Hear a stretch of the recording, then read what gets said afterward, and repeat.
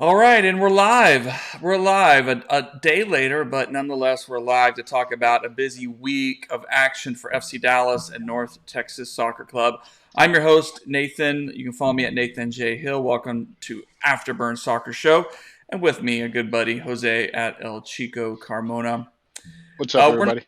we're not going to waste a lot of time because we have a lot to get into, and we're going to start with a little bit more of the positive, and then we'll hit the the more murky reality, and then we'll close with some North Texas, which is also positive.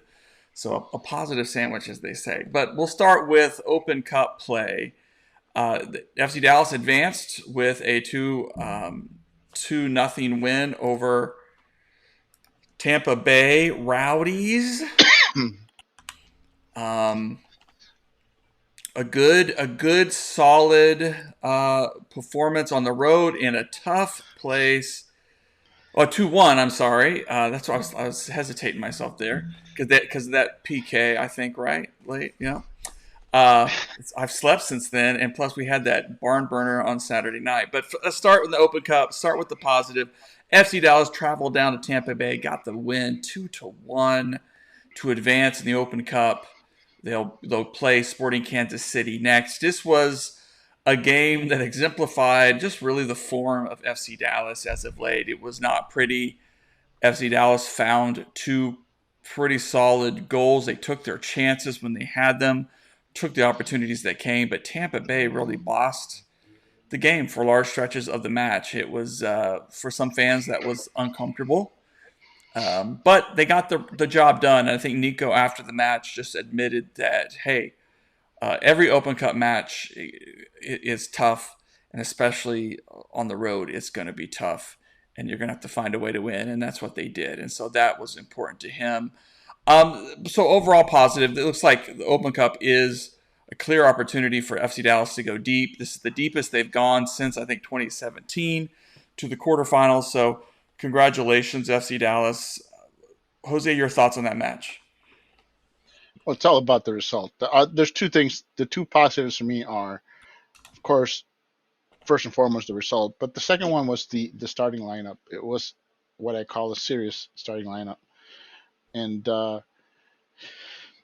that's it. I mean, at the end of the day, if you look at the stats, it shows that on paper anyway, your statistician people will be like, oh, you guys got your butts whipped. But the truth is that the team was in control for the entire match. I mean, I know optics don't look very pretty, but it was 2-0, and if it wasn't for that PK, it's a 2-0 win, and Tampa, for all their shots, I think there was I only saw one or two that really threatened. Most of the time it was they were just straight on, not much power on them. So yes, there was a lot of shots, and they were that's what they were going for, high volume, high output. And I don't think the team really felt threatened, in all honesty, even despite all the possession and all the shots that Tampa Bay did.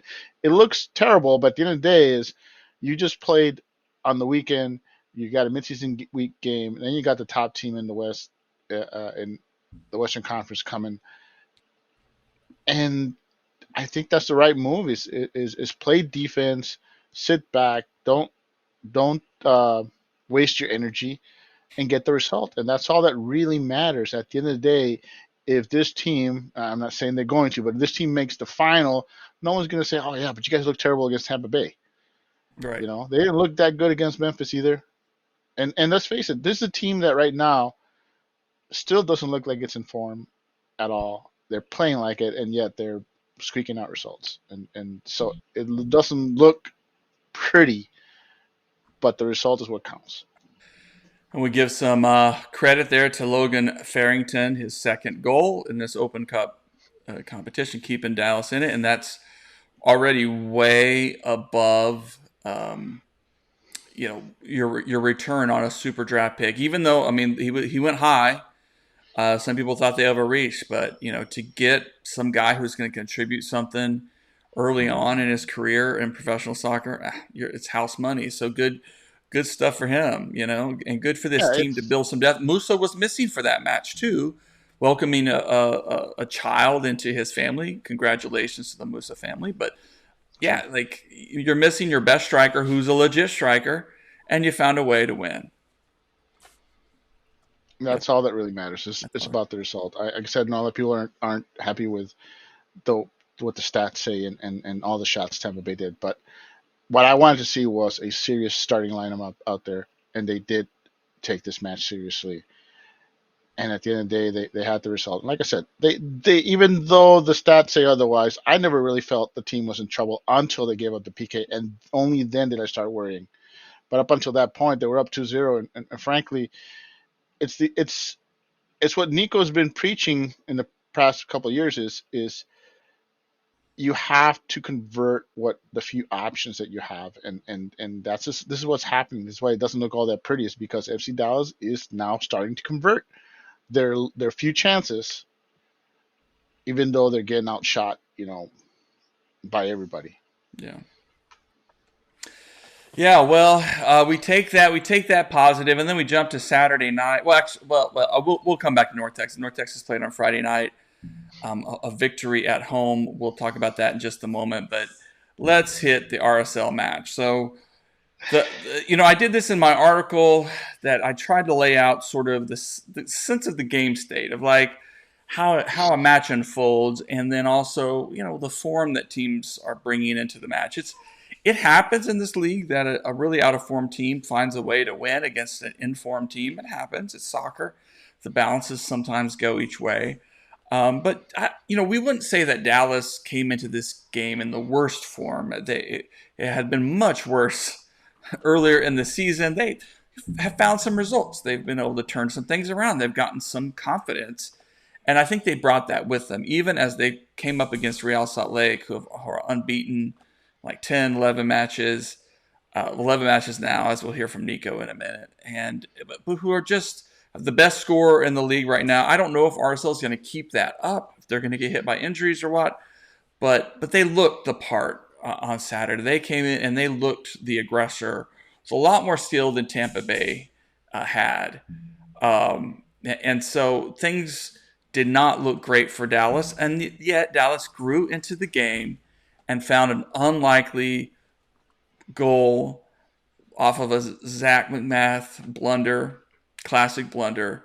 And it seemed like the team found life going into the second half, found two more goals. It was euphoric.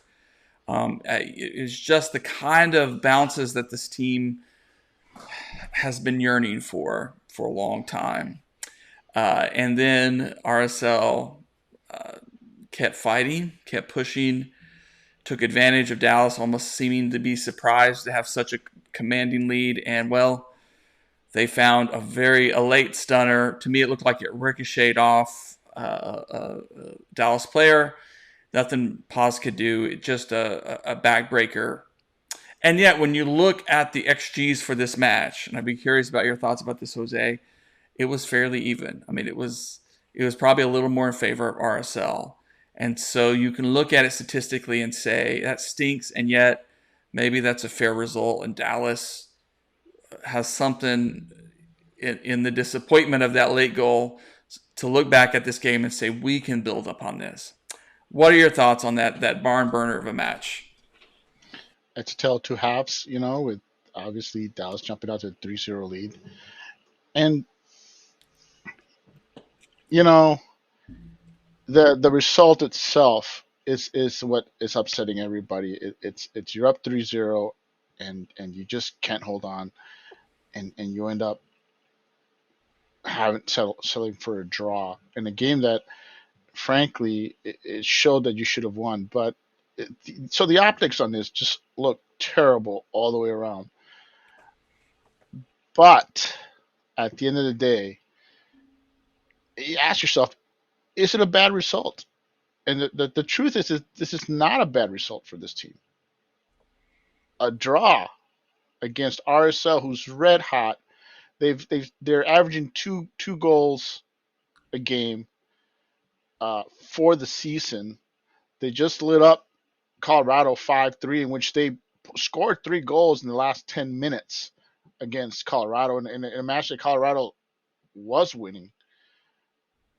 and then they come in to Frisco and playing a team who played midweek, and RSL simply played like a team that knew that FC Dallas was going to run out of legs, and that's exactly what happened.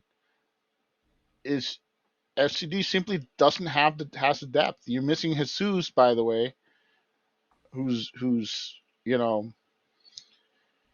he's got that reoccurring injury, so we might as well just get used to seeing him make a cameo every other match. But at the end of the day, it's a good result. It's just the optics of it, being up 3-0 and being unable to hold. That's frankly, you can't blame the fans for being upset about that because that's simply unacceptable uh, by any team, and Yeah, especially at home. So it's it's tough to swallow. I it, mean, even it's if tough. It you're feels like a RSL, loss. It feels like a loss, but I'm telling you, at the end of the day, it's a good result against the top team in the West from a team that, frankly, FC Dallas has not looked like they should even be close to getting a point against a team like RSL. And the other thing, oh, by the way, the other thing that makes it even more frustrating is the fact that we've got the three road games against three of the top teams in the West. So this could have been the team's last chance to get 3 points, and so it stings, and it's just very tough to be a fan right now. well, let's jump over and listen to head coach FC Dallas head coach Nico Estevez after the match, kind of his instant reactions, and you can hear how upset he was, how frustrated he was, and disappointed really in how things unfolded. I mean, it's unacceptable, to lose this game. It's unacceptable. Like the mistakes we've made in the goals conceded are avoidables. Um, the first goal, the giveaway that we had, is not acceptable. The second goal, the way that we defend that, is not acceptable. And the third goal is like a really, really bad moment for the team, and like attention. And I understand, we played on Wednesday, they didn't, right? And I understand that we were gonna be fatigued at the end of the game, because it is reasonable to think about that. It just not even the goals conceded. Like, I think we had chances to score the fourth goal, even the fifth goal, and close this game earlier. I think, in the other hand, until we concede the first goal, I think overall, besides some moments in the first half at the beginning, we had to adjust a couple of things there. After that, I think we did really well, like dominate with the ball, without the ball, create chances. We're being very, very dangerous, and then we were doing the things that we've been doing well, but we didn't have that consistency. And in this game, we had, for a long period of time, a lot of consistency.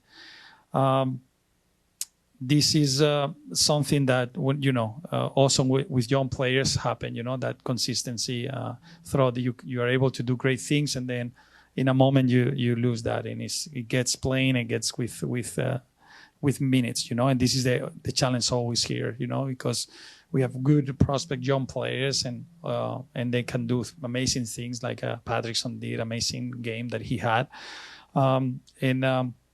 and we have to count with this, and we have to learn from this. We knew RSL is a very strong team. They're the top of the West. They didn't lose in 10 games, now 11. We wanted to cut that. We were in a good situation.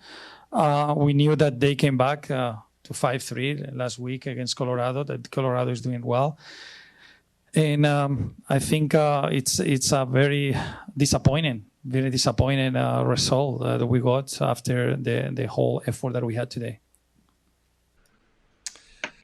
Well, there's a lot there, but you could hear his disappointment, his frustration, how close the team was to a huge result that could have really lifted their season. I don't know that he is blaming the young players, but he's acknowledging that you bring in young players, you need fresh legs. You've had guys play midweek as well. You need to bring in some fresh legs to close out a result. And young players can do wonderful things, but they can also lack the consistency. They can make little mental mistakes in high pressure situations. So I don't know that he's blaming this result on young players in as much as he's just acknowledging sort of the realities of his roster and his limitations, and also it wasn't just young players making mistakes. There were some veteran miscues as well. So it's just a tough uh, situation all around. Um, you know, I think as the press conference went on, he did get a little bit more positive as far as, yeah, it's really disappointing right now, but I'm sure there are things we're going to go back and say, hey, we did this well or we did that well. And so, I know it's tough being a head coach. So I'm curious, Jose, if you think if they're going to land in a similar place that you are, be able to look back and say, there were enough positives from this that we can't be too distraught. There's plenty of positives. I mean, despite despite how us fans are feeling, at the end of the day, this team is currently on a five-match unbeaten streak with three wins. Like, sure, two of those are in U.S. Open Cup, but you got to start winning somewheres. And also, let's not forget that in the first 10 games of the season, FC Dallas scored only 10 goals, and now in since this run started, um, they're averaging almost 2 goals a game, and that's the one positive that you can get is lost in this whole we could not get a fourth goal, which is honestly what I was hoping for. I knew we were going to need a fourth goal to keep. I'm a realist, and I knew RSL was going to finish strong, and they probably game planned that way. Say, hey, this team's going to be exhausted. We're going to pour it on regardless of what the score is. And if they would have been up 3-0, then they would have been happy to tack on another 3 goals. But that was always their game plan. Was you got a team who played a pretty solid lineup midweek in a tougher than expected match. So the game plan should be, hey, we'll turn it up in the second half, and that's exactly what RSL did. And kudos to them. At the end of the day, like I said, it's taken away from the fact that FC Dallas scored 3 goals against a team that was only allowing one goal. I mean, 1 goal a game. And the team in FC Dallas that has struggled to score goals is suddenly starting to score regularly.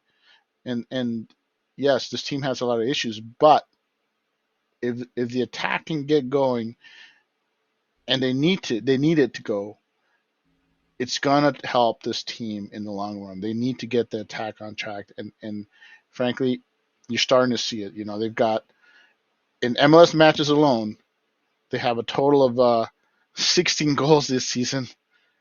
6 of those are in the last 3 games. So the signs are there that this team is at least starting to figure out how to score.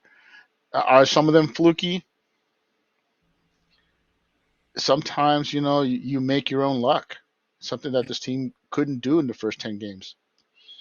And Well, and and fascinating too that they scored 3 goals against RSL, and Musa, who was really a little disappointing in him not for him not to at least put one of those into the back of the net. He had multiple opportunities. At least one he should have gone, and maybe he was a little too cute on one or two. and But and that's but you just it scored though. 3 goals without him, right? That's a good sign. Without him and missing Jesus, I mean that's something. And there's some fans out there who are very upset because they feel that FC Dallas was lucky not to have allowed more than 3 goals, but they were also unlucky not to have scored more than 3 goals. So it's not simple as what ifs, because the what ifs go both ways. RSL deserve to have more than 3 goals scored on them, and the same can be true for FC Dallas. So this was, at the end of the day, the result is justified in all honesty. And like I said, I'll say it again for everyone who's out there and didn't hear me say it earlier. This was a good result. It's the way they came about it that is bad, and both things can be true. It's two things that also can be true is that Nico has not lost the players. He may have lost the fans. Hmm. So that both can be true because at the end of the day, the players are standing up for Nico. You don't hear any complaints. They seem to be turning around, but at the end of the day, the fans right now aren't happy with the way this team's going about getting results. And honestly, until all the injuries get squared away, this is what you're looking at. You're looking at a team that's averaging 1 point per match, and it's going to be that way until this team gets healthy and gets everything in order. And 1 point per match isn't good enough to get you in the playoffs. In all honesty, they need to start picking it up, or yeah. I mean, Nico, I don't think is in the hot seat yet, but not making playoffs or not being in a position to make the playoffs, that's the one thing that will get him fired. So I still see signs that this team's turning around, but then again, like I said, three game road match.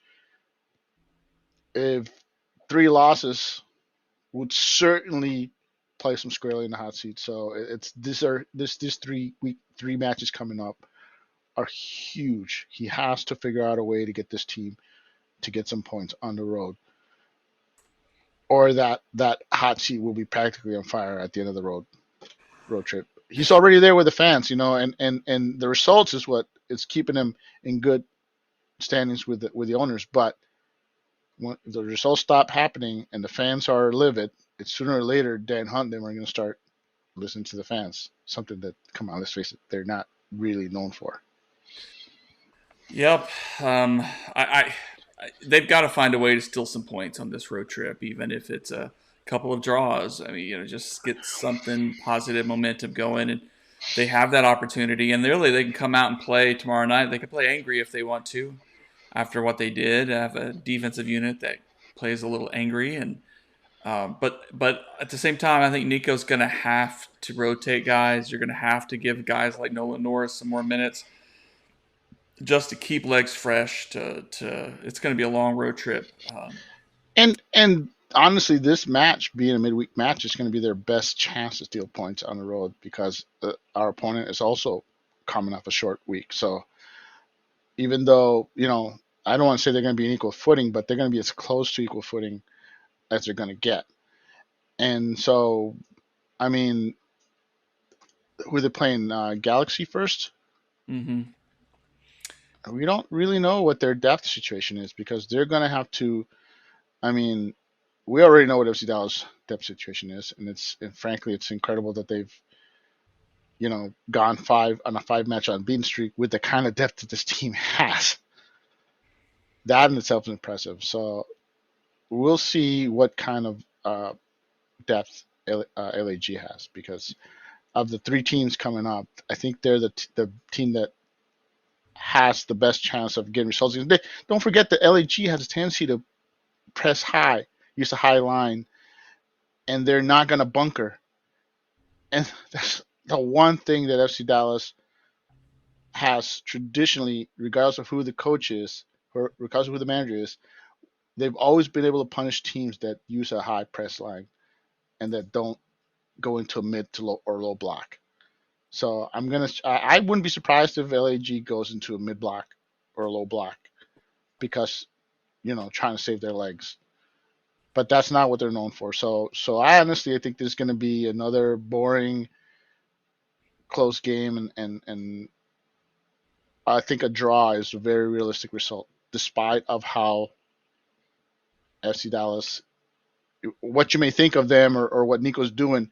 He did this last year. Don't forget, he did this at the end of the year when they reeled off almost 13 games with all draws and a win here and there. So Nico has been able to do this in the past, and we could be looking, like I said, it's important that they get a point at minimum against LAG because I think LAFC and Minnesota United. Those are going to be a little bit tougher to get points out of. Well, we need to begin to wrap the show up. But first, we want to touch base, go back to Friday, and touch base. North Texas played the Real Monarchs at Choctaw Stadium and wheeled off their second straight win, 2-1. Where they are undefeated. Yeah, undefeated at home and now at the top of the Western Conference in MLS Next Pro. So this team continues to be a force. They continue to be young and raw in areas. There's things that they can improve on, but you saw Pedrino with his second goal. Tariq Scott got another goal. I think they're getting closer and closer to unlocking their complete game where they don't give up a free kick goal or a dead ball situation or something on the run of play, and they have that clean sheet, and they really get their offense going. I think this team, they're so dangerous. It's so much fun to watch. So congratulations to Coach Gall. And they're going to be playing LAFC 2 up in Fullerton. I'll be going up for that match to cover it this week. And so it'll be an interesting test on the road to see if they can translate this run of play into against a team on the road in their own house. Yeah, I'm feeling really positive about North Texas making a really solid run this year and being in contention. Well, they've corrected a lot of the issues that plagued them last year, in all honesty, and right now they're sitting with the top defense in MLS Next Pro, only having allowed 8 goals on the season. Their attack really hasn't been all that impressive by MLS Next Pro standards. In all honesty, they're middle of the pack. So it's the defense that's winning them games. And even in their one lone loss, that was a late goal that stole a 1-0 victory for their opponents. But up to that point, it looked like that was going to be a draw also. So this team right now sitting with the second best record in that league, 1 point behind the Union. And it's the defense. The defense is what's making this team. It looks like it's going to have legs, and it looks like they will definitely be a player when it's all said and done, because you got to have that defense to build upon and then get your attack on track. And that's something that this team can definitely do. As long as their defense holds and continues to play the way it is, once they figure out that attack, I think this team is growing and gaining confidence and getting better. Well, we need to leave it there. I have to go to a meeting, got to work, but just please stay tuned to afterburn.soccer, our website. Please subscribe for free even. I'll be trying to post some content from the LA run of matches since I'm out here on the West Coast. I'll be visiting and watching the game at LA Galaxy and LAFC this next few days. And LAFC too. And LAFC too. So a full weekend of some soccer. It's going to be a busy one. Try to post some pictures, some video, some feedback from coaches, staff, and players if I can. So it's going to be a fun one. Plenty of soccer on tap. Oh, gosh. We'll see. We'll see how it goes. Let's hope FC Dallas can pull out some results over the next few days and give fans a little bright something to look forward to. Yeah, I getting the result on the road would go a long ways towards at least winning the team some good favor with the fans. Which right now it's, I don't know. We got to hang in there. We got to hang in there and hope this team figures that out. Yeah. All right, guys. All right. Good night, everybody. Good night. All right.